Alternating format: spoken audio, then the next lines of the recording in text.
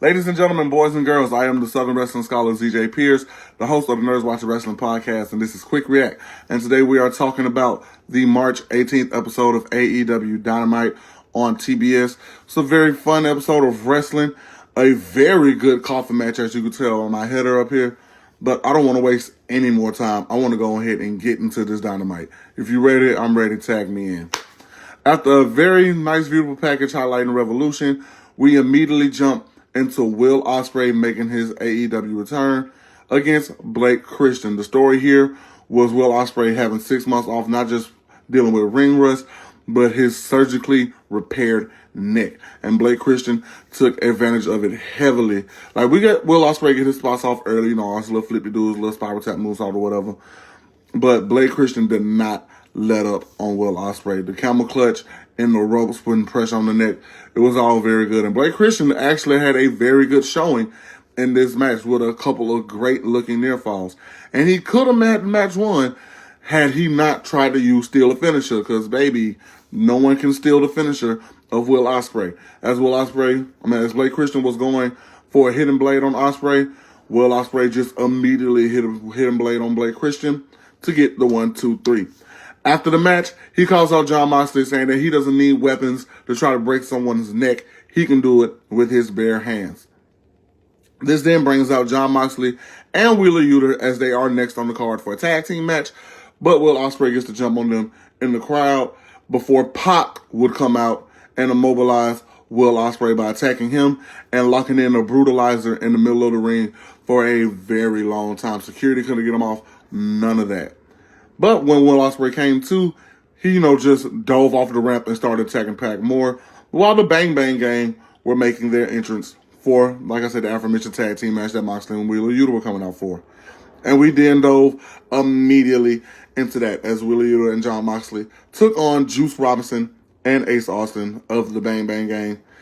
And this was really not only more about getting the Death Riders over, this was about punishing Ace Austin for whatever reason, because Ace Austin took a lot of this match, y'all.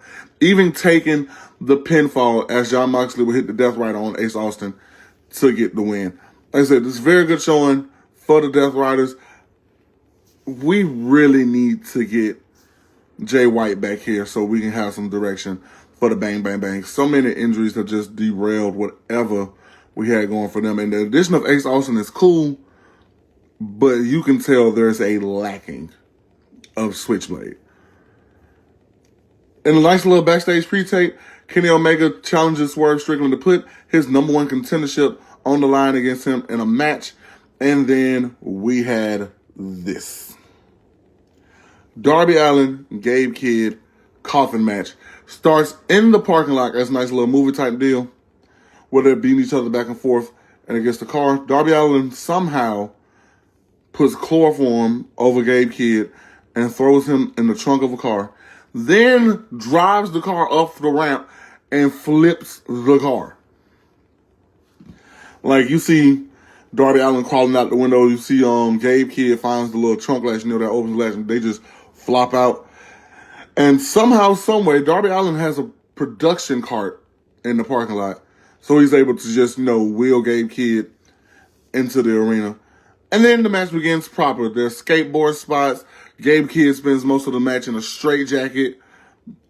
And even in a straitjacket, Gabe Kidd is able just to beat the bejeebus out of Darby Allin. At one point, just whipping him with the straps of that straitjacket. And boy, it sounded like that hurt. Are straitjackets made out of leather? I feel like straitjackets are made out of leather.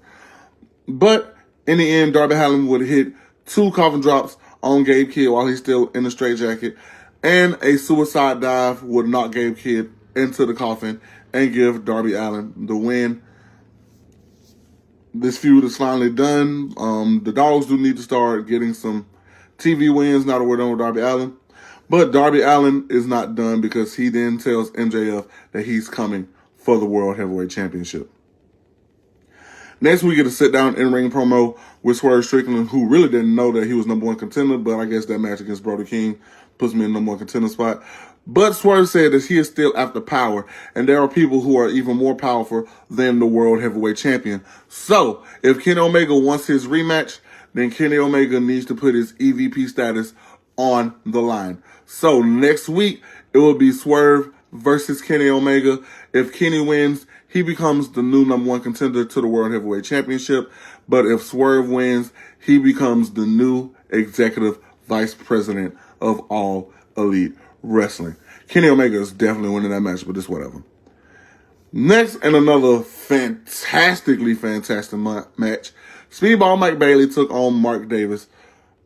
And boy, Speedball has just been on a run of good matches, as have Mark Davis. So these two just went out there, and my goodness, please treat yourself to this match. There were so many hard strikes and kicks and slams and Jeebus H.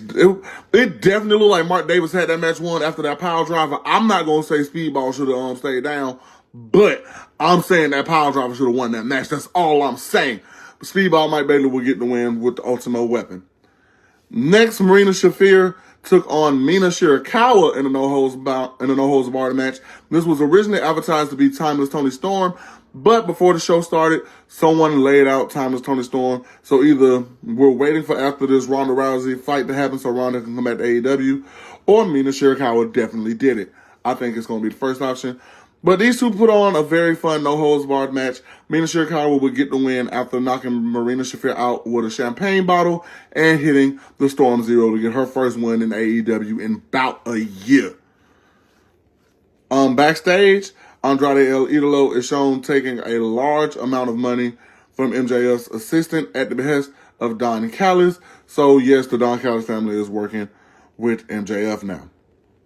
And in the main event match, the elites of the Young Bucks and Jungle Jack Perry took on the Don Callis families, Kazuchika Okada, and Roppongi Vice, Trent Beretta, and Rocky Romero in just a very good standard party match. It really didn't have no story going into it because it was mostly about the end result. Like I said, it was a very good match for what it was, but the Bucks won with Jungle Jack Perry barely an inconvenience when they hit the BTE trigger and running knee on Rocky Romero. But it's the post-match where everything gets set up.